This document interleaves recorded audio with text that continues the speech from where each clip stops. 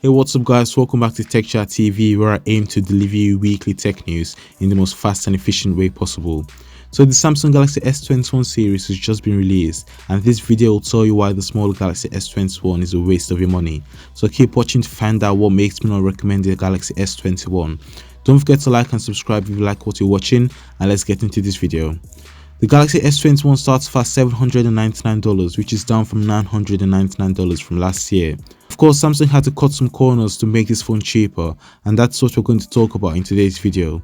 The Galaxy S21 has a 6.2-inch Full HD display, which has a variable refresh rate between 48 and 120 Hz.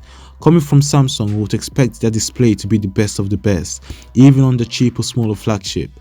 Although there is a reason as to why they opted for a lower resolution screen this year, which I'll touch upon later on in the video, so keep watching to find out. Furthermore, the camera lenses on the Galaxy S21 is encased with metal. Some may say it's an unnecessary add-on, but I personally like it. The real gripe I have about the Galaxy S21 is the material the back of the phone is made from. I'm going to give you 5 seconds to guess what material Samsung chose for their 2021 flagship phone. Yup, you guessed it, they chose plastic, a matte finish on a plastic body. Now this isn't the first time Samsung has surprised us like this. The ultimate flop of 2020 was the baseline Galaxy Note 20. That was arguably the biggest rip-off of 2020. This right here is one of the main reasons I do not recommend buying the Galaxy S21. Instead, spend a couple $100 more and get the Galaxy S21 Plus that has a matte finish on an actual glass back. By the way, if you're enjoying this video, a sub and a like would be phenomenal. Everyone apart from the people that lived in the US had the worst experience with their Galaxy S20, including me.